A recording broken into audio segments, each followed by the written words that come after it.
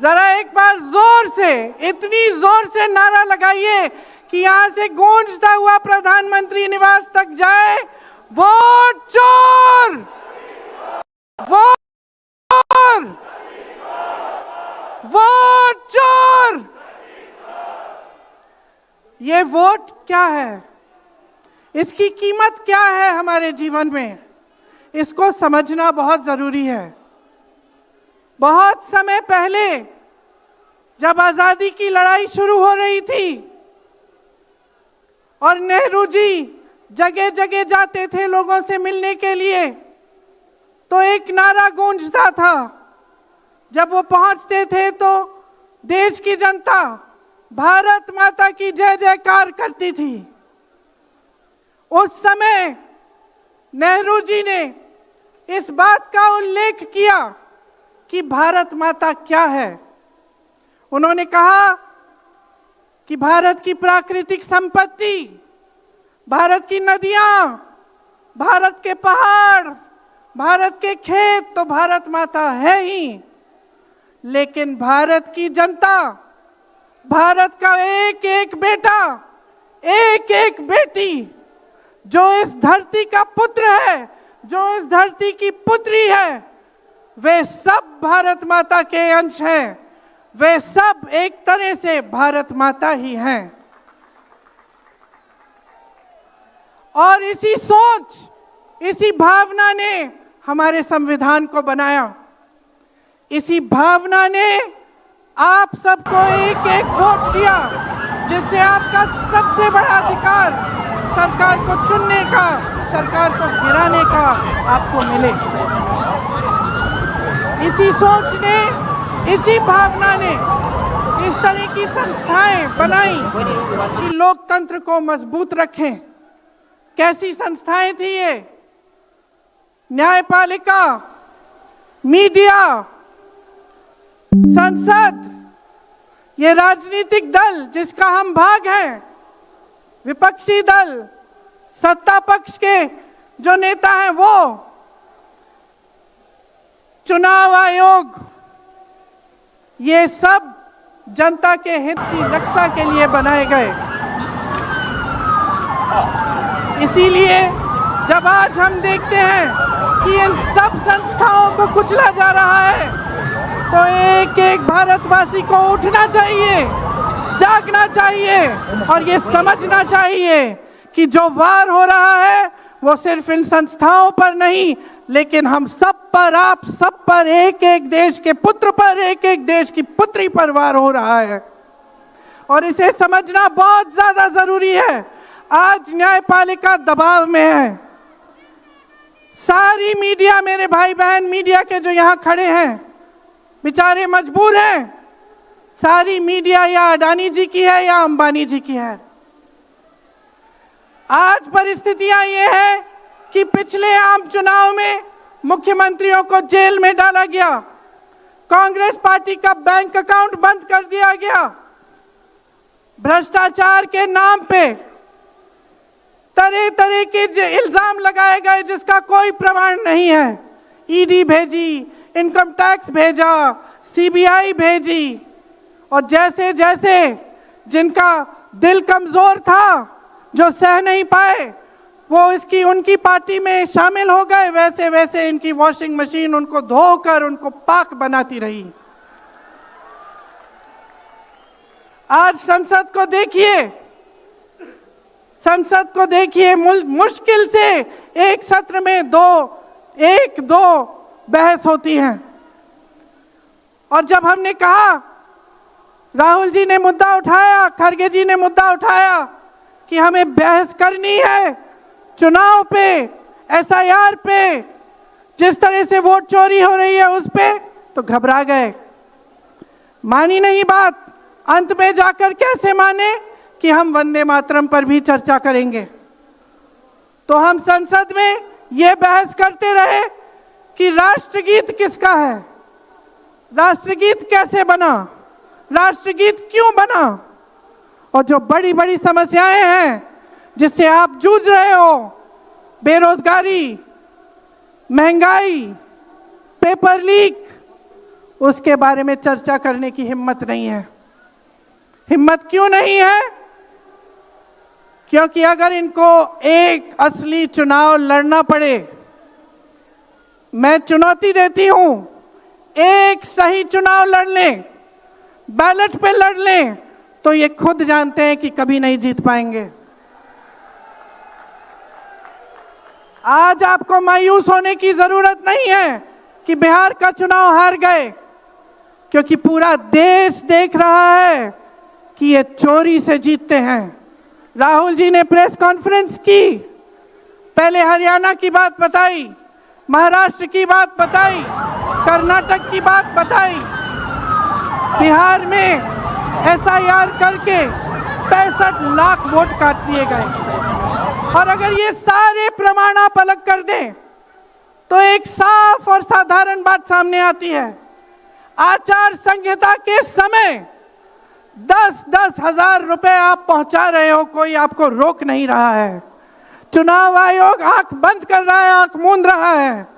तो अगर ये चुनाव चोरी नहीं है तो क्या है? इनके पास जवाब ही नहीं है। ये जानते हैं कि आज के दिन जनता इनसे नाराज है। देखिए, हिले हुए लगते हैं। संसद में मैं देखती हूं, आत्मविश्वास घट गया है। आंखों में आंख मिलाकर नहीं देख पाते, सामने से गुजरते हैं तो यूं आंख झुका देते हैं। आत्मविश्वास कम हो गया है, घट गया है। अपने आप में विश्वास घट गया है, क्योंकि जनता का विश्वास भाजपा से, इनकी सरकार से, प्रधानमंत्री मोदी जी से, अमित शाह जी से सबसे हट चुका है।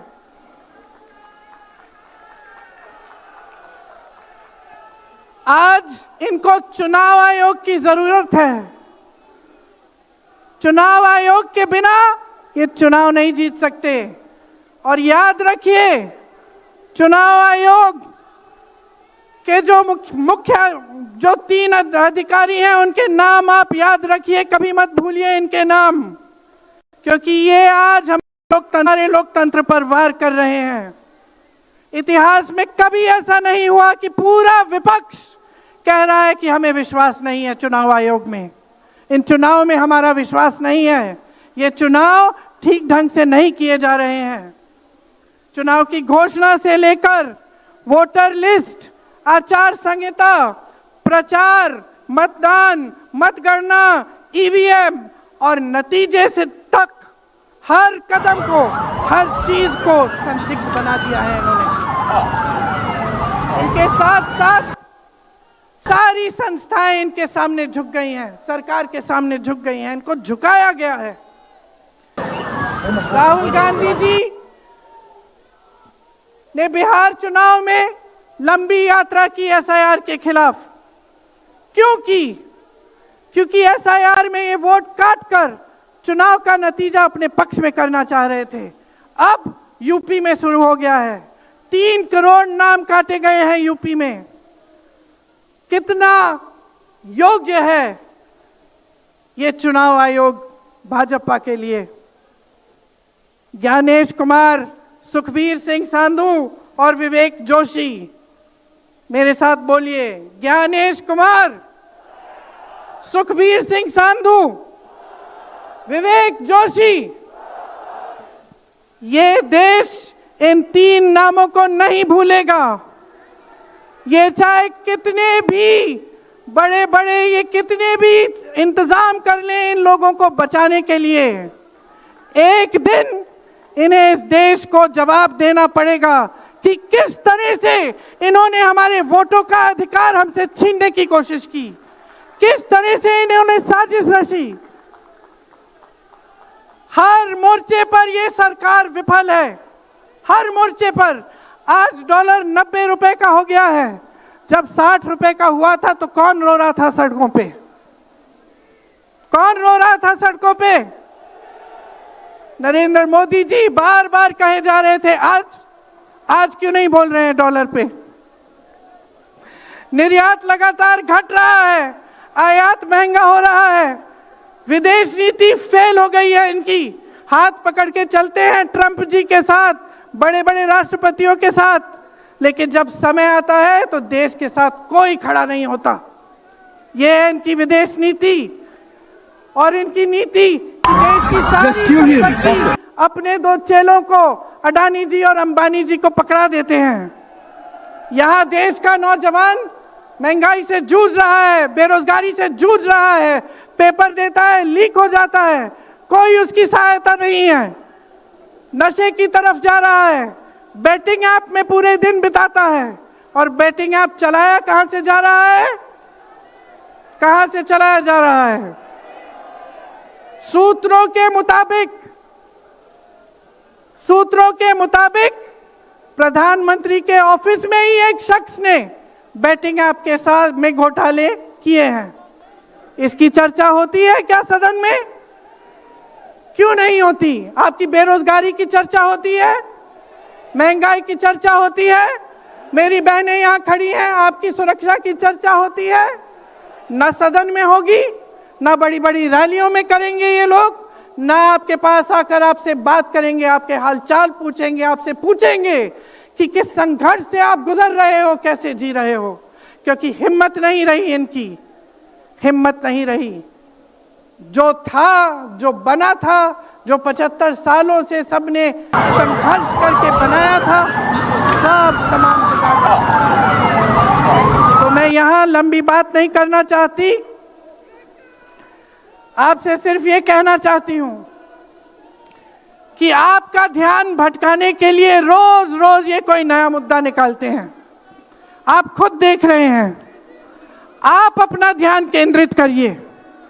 ये वोट का अधिकार आपका सबसे बड़ा अधिकार है। इन्होंने सब कुछ खत्म कर दिया है, लेकिन सच्चाई आप देख रहे हैं, सच्चाई आप आज समझने लगे हैं। और वो सच्चाई आपकी सच्चाई है, आप जीते हैं उसे। ये आपका अधिकार है जो आस्ते आस्ते आपसे लिया जा रहा है। हमारी एक लंबी लड़ाई है, भारत माता की आत्मा की रक्षा की लड़ाई है। राहुल जी 8000 किलोमीटर की यात्रा करके आए हैं, देश भर में पहले पैदल चले, फिर यात्रा की इन्होंने किस लिए? न्याय के लिए, देश की एकता के लिए।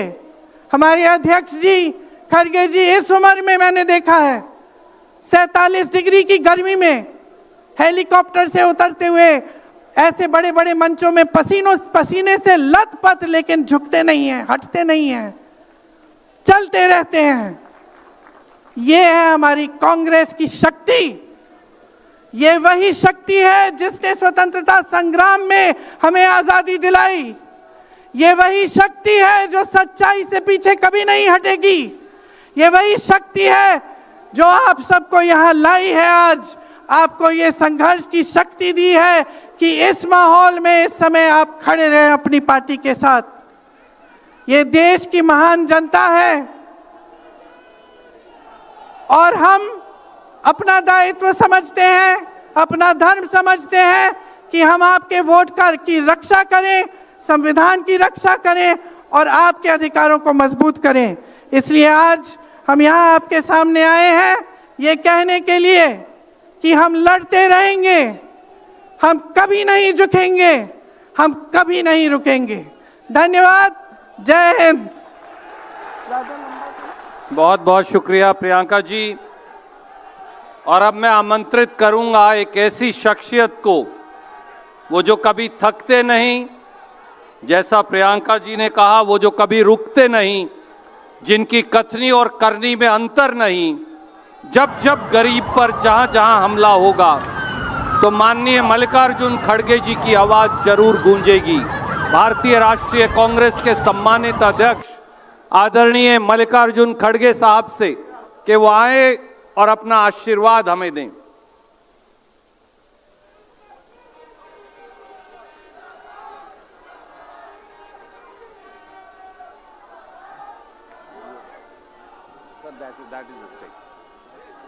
राहुल जी ने कहा कि वो पहले बोलेंगे और आपसे अपनी बात रखेंगे। आदरणीय राहुल गांधी जी।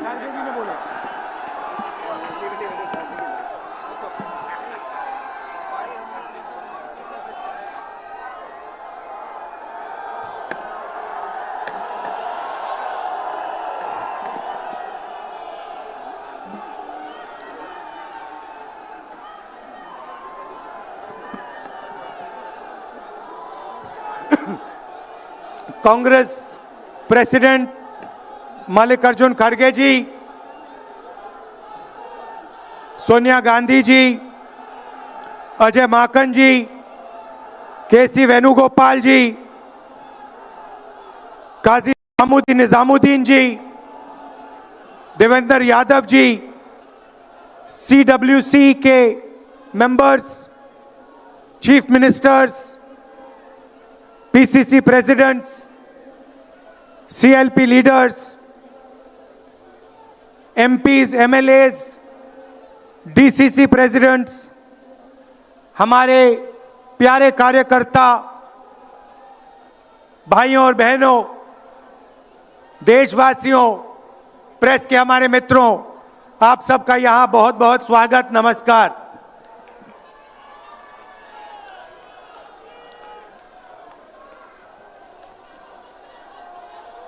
अभी जब मैं गाड़ी में आ रहा था तो गाड़ी में मुझे बताया कि अंडमान निकोबार में मोहन भागवत ने एक बयान दिया। मेरा भाषण का प्लान दूसरा था, मगर जब मैंने उनका बयान सुना तो मैंने अपना पूरा प्लान बदल दिया, भाषण का प्लान। गांधी जी कहते थे कि सत्य सबसे जरूरी चीज है। हमारे धर्म में सत्य को सबसे जरूरी माना जाता है। आपने सुना होगा सत्यम शिवम सुंदरम, सुना है? हमारे धर्म में कहा जाता है सत्यम शिवम सुंदरम। आपने सत्यमेव जयते भी सुना होगा, सुना है? अरे भाई, कांग्रेस के कार्यकर्ता हो, सुना है? अब मोहन भागवत का बयान सुनिए। विश्व सत्य को नहीं, शक्ति को देखता है। जिसके पास शक्ति है उसे माना जाता है। यह मोहन भागवत की सोच है, यह विचारधारा आरएसएस की है। हमारी विचारधारा, हिंदुस्तान की विचारधारा, हिंदू धर्म की विचारधारा, दुनिया के हर धर्म की विचारधारा कहती है कि सत्य सबसे जरूरी है। और भगवत कहता है सत्य का कोई मतलब नहीं है, सत्ता जरूरी है। इस बात की लड़ाई हो रही है हिंदुस्तान में। भाइयों और बहनों, सत्य और असत्य के बीच में लड़ाई हो रही है। और मैं आपको इस स्टेज से गारंटी देके कहता हूं, आप देखना, हम सत्य को लेकर, सत्य के पीछे खड़े होकर नरेंद्र मोदी और अमित शाह को, आरएसएस की सरकार को हिंदुस्तान से हटाएंगे। उनके पास सत्ता है, वो वोट चोरी करते हैं, देखिए आपके सामने पड़ा है। वो वोट चोरी करते हैं। 10,000 रुपए चुनाव के समय, चुनाव हो रहा है, 10,000 रुपए वो देते हैं। उनके इलेक्शन कमिश्नर हैं, जिनके नाम अभी प्रियंका जी ने लिए, मैं भी ले लेता हूं। नहीं है? Gyanesh Kumar, doctor Sukhbir Singh Sandhu, doctor Vivek Joshi. याद रखिए, ज्ञानेश कुमार, सुखबीर सिंह सांधू, विवेक जोशी। ये जो सत्य और असत्य की लड़ाई हो रही है, इलेक्शन कमीशन बीजेपी के सरकार के साथ मिलकर काम कर रहा है और इनको जितनी भी इम्यूनिटी देनी है दे दो। नरेंद्र मोदी जी ने इलेक्शन कमिश्नर्स के लिए कानून बदला, नया कानून लाए, कहा कि इलेक्शन कमिश्नर कुछ भी करे उन पर एक्शन नहीं लिया जा सकता है, उन पर कार्रवाई नहीं ली जा सकती है। मैं स्टेज से आपको कह रहा हूं, कांग्रेस पार्टी आपको कह रही है, आप मत भूलिए, आप हिंदुस्तान के इलेक्शन कमिश्नर हो, आप नरेंद्र मोदी के इलेक्शन कमिश्नर नहीं हो। और हम आपको साफ कह रहे हैं, यह जो कानून बना है, आपकी रक्षा करने के लिए कानून बना है, इस कानून को हम बदलेंगे, रेट्रोएक्टिवली बदलेंगे और आपके खिलाफ एक्शन लेंगे, क्योंकि हम सच्चाई की लड़ाई लड़ रहे हैं और आप असत्य के साथ खड़े हो। भाइयों और बहनों, हरियाणा से यहां लोग आए हैं, हाथ दिखाइए, ये देखिए हरियाणा से आए हैं। इनके हाथों से चुनाव चोरी किया गया है। ब्राजील की महिला 22 बार हरियाणा की वोटिंग लिस्ट में दिखाई देती है। एक पोलिंग बूथ में एक महिला 200 बार आती है। बीजेपी के नेता यूपी से आकर हरियाणा में वोट करते हैं, उधर भी उनका वोट है, इधर भी उनका वोट है। लाखों डुप्लीकेट वोटर हैं। मैंने प्रेस कॉन्फ्रेंस किया और ये जो 3 शख्स हैं, ज्ञानेश कुमार, सुखबीर सिंह सांधू, विवेक जोशी, इन्होंने कोई जवाब नहीं दिया। हमने एलिगेशन किया, हमने उनसे सवाल पूछा, आप हमें समझाइए ब्राजील की महिला कैसे वोटर लिस्ट पे, एक महिला 200 बार क्यों आती है, एक घर में 500, 600, 700 वोटर क्यों मिलते हैं, उत्तर प्रदेश से बीजेपी के नेता हरियाणा में वोट क्यों डालते हैं, कोई जवाब नहीं मिला। और पार्लियामेंट हाउस में कुछ ही दिन पहले कांपते हुए, ऐसे हाथ कांप रहे थे, अमित शाह जी उनकी सफाई करते हैं। आपने देखा होगा, देखा,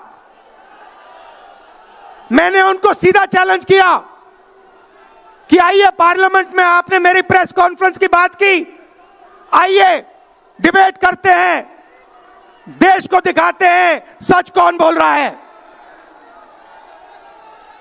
ये आप भूलिए मत, ये देश सच का देश है, सत्य का देश है। आपके पास सत्ता आज है, आप पावर में हैं, इसका कोई मतलब नहीं है। देश की जनता सत्य को समझती है, सत्य के लिए लड़ती है। ये देश सत्य के लिए जान दिया है।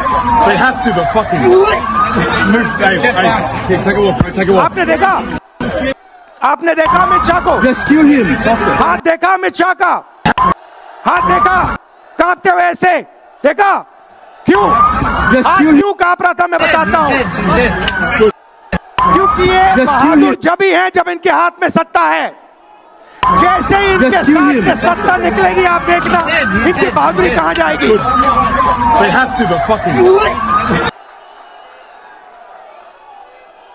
और ये भाइयों और बहनों, ये 2-3 अरबपतियों के लिए काम करते हैं। ये जो सारे के सारे कागज के ढेर हैं, ये जो सिग्नेचर्स हैं, ये कहां से आए? ये देश की जनता से आए। देश के कोने कोने में नारा चला है, वोट चोर, वो चोर। तो ये देश की सच्चाई है। ये 6 साल का बच्चा, 90 साल का बुजुर्ग, ये सब जानते हैं कि नरेंद्र मोदी, अमित शाह वोट चोरी करके चुनाव जीतते हैं। कर्नाटक में हमने दिखाया लोकसभाएं चोरी की गई, महाराष्ट्र में दिखाया वोटर डिलीशन हुआ, वोटर एडिशन हुआ, लाखों वोट इधर से गायब हो जाते हैं। महाराष्ट्र में लाखों वोट ऐड हो जाते हैं। हम इलेक्शन कमीशन से पूछते हैं, कोई जवाब नहीं मिलता। मगर शायद टाइम लगे, देखिए शायद टाइम लगे, मगर हिंदुस्तान में सत्य की जीत होने वाली है। और अमित शाह जी, मोदी जी, जितने भी आपको भाषण देने हैं आप दे दीजिए। अंत में इस देश में सत्य की जीत होती है। महात्मा गांधी ने हमें रास्ता दिखाया था, उस रास्ते पर हम चलते हैं और सत्य से आपको निकालेंगे। नफरत से नहीं, हिंसा से नहीं, सत्य और अहिंसा के साथ हम नरेंद्र मोदी और अमित शाह को हरा के दिखाएंगे।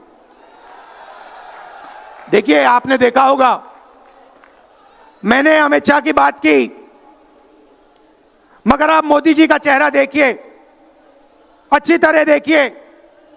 जो मेरी बहन ने कहा, मोदी जी की कॉन्फिडेंस खत्म हो गई है। आपने देखा, वो भी जानते हैं कि हमारी वोट चोरी पकड़ी गई है और अब बस थोड़ा सा समय बचा है, थोड़ा सा समय बचा है, पूरे देश को हमारी सच्चाई पता लग जाएगी। भाइयों और बहनों, ये वोट चोरी सिर्फ वोट की चोरी नहीं है। सबसे पहले ये इस संविधान पर, अंबेडकर जी के संविधान पर आक्रमण है।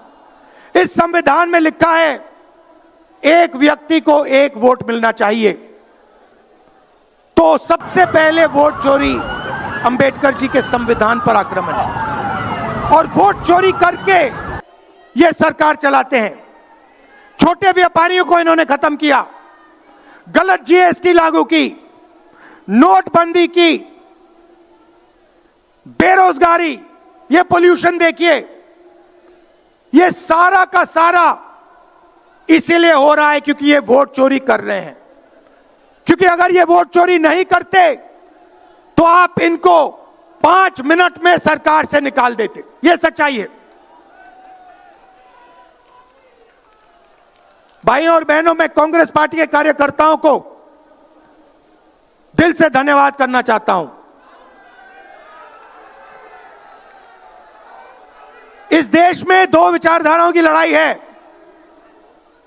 एक आरएसएस की विचारधारा, जो मोहन भगवत जी ने कहा, जो सत्य के खिलाफ है और सत्ता के लिए कुछ भी कर सकती है। और दूसरी हमारी विचारधारा, आपकी डीएनए, आपके खून की विचारधारा, सत्य की विचारधारा, अहिंसा की विचारधारा। और आप बिना डरे, धूप में, आंधी में, तूफान में, बारिश में, आप कांग्रेस पार्टी की विचारधारा के लिए लड़ते हो। जैसे आपके डीएनए में सत्य है, वैसे उनके डीएनए में असत्य और वोट चोरी है। भाई और बहनों, आप घबराओ मत, आप घबराओ मत। अंत में इस देश में सत्य की जीत होगी और सत्य से हम नरेंद्र मोदी और अमित शाह और आरएसएस की सरकार को हटाएंगे। आप सबका दिल से धन्यवाद। नमस्कार, जय हिंद। बहुत बहुत शुक्रिया राहुल जी। और अब मैं अनुरोध करूंगा अखिल भारतीय कांग्रेस कमेटी के अध्यक्ष, हम सबके आदरणीय मल्लिकार्जुन खड़गे साहब से कि वो आएं और अपना आशीर्वचन हमें दें। आदरणीय खड़गे साहब।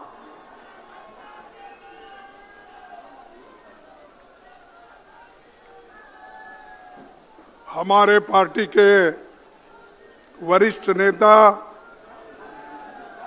और हम के चाहते यूपीए चेयरपर्सन सोनिया गांधी जी,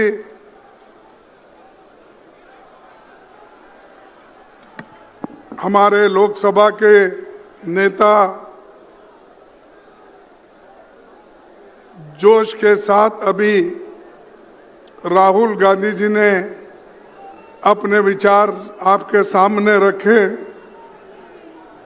और श्रीमती प्रियंका गांधी जी,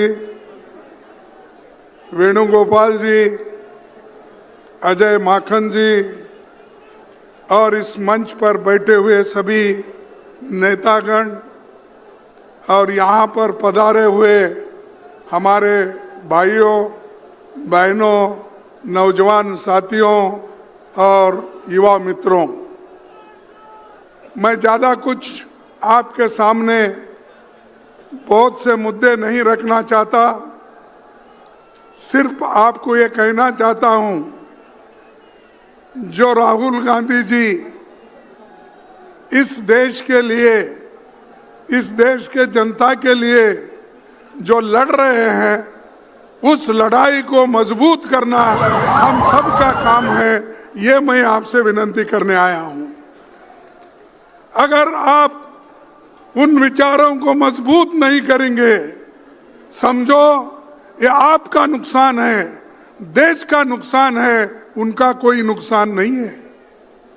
अरे देश अगर बचाना है, तुम अपने वोटों को बचाना है, अपने वोटों को अगर सुरक्षित रखना है, अपने हकूक को मजबूत करना है, इस संविधान को अगर बचाना है, तो आप काम कर सकते हो अपने लिए। हमारे काम को, हमारे विचारों को आगे ले जाने का काम राहुल गांधी जी कर रहे हैं, सोनिया गांधी जी कर रहे हैं, आज प्रियंका जी भी कर रही है। तो ये हमारी जिम्मेदारी बन सकती कि हम एक होकर उनके विचारों को मजबूत करें, साथ ही साथ कांग्रेस पार्टी की जो विचारधारा है उसको लेकर आगे बढ़े। कांग्रेस पार्टी की विचारधारा ही देश को बचा सकती है। भागवत की विचारधारा, गोलवाल गुरु जी की विचारधारा या हमारे मनुस्मृति की विचारधारा ये देश को बचाएंगी नहीं, ये देश को खत्म कर देगी। और उसी रास्ते पे मोदी चल रहे हैं और उसी रास्ते पे बीजेपी चल रही है। आहिस्ता आहिस्ता ये लोग संविधान के खत्म करने की कोशिश कर रहे हैं। और जो हिंदू धर्म में तो सब लोग हैं, हिंदू धर्म के नाम पर, हिंदुत्व के नाम पर वो लोग फिर गरीबों को गुलामी में रखना चाहते हैं। अगर तुम गुलामी में रहना चाहते हो, अगर अपने स्वाभिमान को धक्का देने के लिए उनको आह्वान करते हो, तो आप पूरा खत्म हो जाएंगे। अरे देश जो आजादी मिली, वो आजादी कांग्रेस ने दिलाई, मोदी ने दिलाई। अरे मोदी अभी पैदा भी नहीं हुआ था। हाँ, अमित शाह वो तो और भी बच्चा था। अरे ये लोग हमारे खिलाफ बात करते हैं, नेहरू के खिलाफ बात करते हैं, गांधी के खिलाफ बात करते हैं, अंबेडकर के खिलाफ बात करते हैं। वल्लभ भाई पटेल और नेहरू जी के बीच में वो लोग झगड़ा लगाने चाहते विचारों का, ये नहीं होने देंगे। और दूसरी तरफ वोट चोरी, ये गद्दार लोग हैं, इन गद्दारों को आपको हटाना होगा। अगर आप अपनी सुरक्षा कर लेना है, आप मजबूत बनना है, तो इन गद्दारों को हटाओ। इसके लिए ही राहुल गांधी जी ने 800 किलोमीटर उन्होंने चला। और ये सब बीजेपी में नेता लोग हैं, वो सब नाटक करने वाले हैं, ड्रामेबाजी के लोग हैं। वो कभी चले नहीं, कहीं गरीबों से मिले नहीं, सिर्फ अपना प्रचार करते फिर रहे, हर बात को प्रचार। और अब हमारे को परसों कुछ उनके बीजेपी के लोग एक सवाल उठाए थे। वो कह रहे थे कि पार्लियामेंट के बाद राहुल गांधी जी बाहर जा रहे हैं। अरे जब पार्लियामेंट चलती है तो मोदी जी बाहर जाते हैं, पार्लियामेंट में नहीं आते। पार्लियामेंट में बैठकर हमारे सवालों का जवाब नहीं देती है। जो कुछ राहुल जी पूछते हैं, जो कुछ प्रियंका जी ने परसों पूछा, उसका एक सवाल भी, एक जवाब भी उस सवाल का नहीं आया। वंदे मातरम पे देश के लोगों को गुमराह करने का, खुद वोट चोरी करके आके वहां पर गद्दी पे बैठे हैं। इन गद्दारों को हटाना होगा। आप हटाएंगे तो हम आपका पूरा साथ देंगे। और राहुल गांधी जी, प्रियंका जी, हम सोनिया गांधी जी और इस मंच पे कितने लोग यहाँ बैठे हुए, वो सब आपके साथ हैं। और ये सभी लोग बीजेपी के विचारधारा को, आरएसएस के विचारधारा को खत्म करने का एक उन्होंने शपथ ली है और आपको भी उस शपथ के तहत चलना पड़ेगा। आरएसएस और बीजेपी ये जो विष की बीज बो रही है, ये बहुत खतरनाक है, खास करके गरीबों के लिए। मैं किसी जात पात की बात नहीं बोल रहा हूं, चाहे एससी हो, एसटी हो, ओबीसी हो, जनरल लोग हो, किसी जात के लोग। अगर गरीब के हाथ में जो बाबा साहब अंबेडकर, पंडित जवाहरलाल नेहरू जी और कॉन्स्टिट्यूंट असेंबली ने मिलकर ये जो आपको हक दिया, संविधान दिया और वोट डालने का अधिकार दिया, अगर ये वोट डालने का अधिकार ही चले गया, आप क्या करेंगे? यहाँ अमीर गरीब का झगड़ा है, लेकिन ये लोग वो तो छोड़ दिए, वो तो हमेशा गरीबों के बारे में सोचते नहीं और अमीर लोगों को और अमीर बना रहे हैं और गरीब को और गरीब बनाया। तो इसीलिए भाइयों, हमारी लड़ाई गरीबों के लिए है, हमारी लड़ाई आरएसएस और बीजेपी के खिलाफ है, हमारी लड़ाई इन गद्दारों के खिलाफ है, हमारी लड़ाई जो वोट चोरी कर रहे हैं उनके खिलाफ है। तो इसीलिए आपको मजबूत बनना होगा, हर गांव-गांव जाना होगा, हर गांव-गांव जाके आप अपनी बात बताना होगा। मैं परसों, मुझे याद आ रहा है, मैं परसों अपने घर में बैठा था। उस वक्त राहुल जी ने पूछा कि आप बेंगलोर जा रहे हो? मैं बोला हाँ।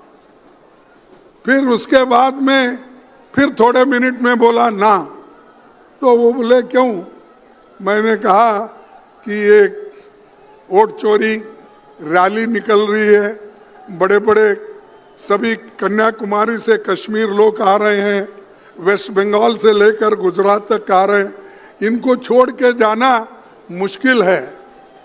और एक बात मैं कहना चाहता हूँ, वो इतना बड़ा इंसान है, मैं तारीफ उनकी करने के लिए यहाँ नहीं ठहरा, लेकिन हमेशा कंपैशन और गरीबों के बारे में सोचने वाले वो व्यक्ति है। तो मैं थोड़ा देर चुप बैठा और मेरा बेटे का 8 घंटे का ऑपरेशन था परसों। तब मैंने सोचा, अरे 8 घंटे का ऑपरेशन है। मेरी पत्नी मुझे फोन की, मेरी बेटी डॉक्टर है, उसने किया, घर के 3-4 लोग फोन किए कि ये बड़ा ऑपरेशन है, आपको आना चाहिए। तो मैंने उनको बोला ठीक है ठीक है।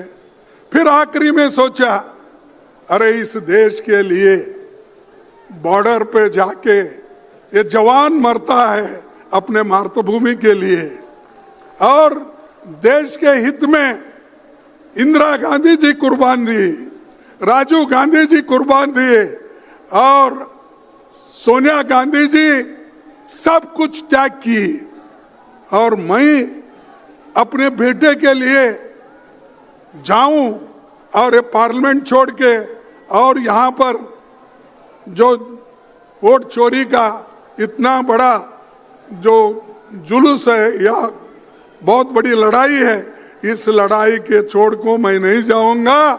जैसा कि सरहद पे जवान लड़ता है, जैसा कि हमारे सोनिया गांधी जी लड़े हैं, जैसा कि हमारे राहुल गांधी पैदल चल रहे हैं, अरे मेरा एक बेटा को अगर कुछ भी हुआ ठीक है, लेकिन देश के 140 करोड़ लोगों को बचाना है, इसलिए मैं रहूंगा। इसीलिए मैं यहाँ पर आज हाजिर हूं, और लड़ाई में हमेशा पीछे नहीं हटना। अगर आप पीछे हटेंगे तो मर गए। डरो मत, कुछ भी आने दो। चंद लोग ऐसे होते हैं, कुछ ईडी का आया मैं क्या करूं, कुछ सीबीआई का आया मैं क्या करूं, और अरे इतने छोटी सी चीज को अगर आप डरते हो तो आप जान देने की बात करते हो कभी कभी पार्टी के लिए। तो मैं बोलूंगा कि ये बात आपसे मन से निकालो, धैर्य रखो, सोच से कदम उठाओ, हम सब मिलके काम करेंगे, ये मोदी कहीं नजर नहीं आएगा। आज मोदी जीत की हर जगह बहुत बड़ा भाषण करता है, लेकिन उसकी जीत उसको खुशियां लाई होंगी। हम हारे हैं बहुत से जगह, लेकिन हम हारे तो भी हमारी पार्टी, हमारी विचारधारा जिंदा है। अगर एक बार मोदी हारा, उसका कहीं भी नामो निशान नहीं रहेगा, कहीं दिखेगा भी नहीं।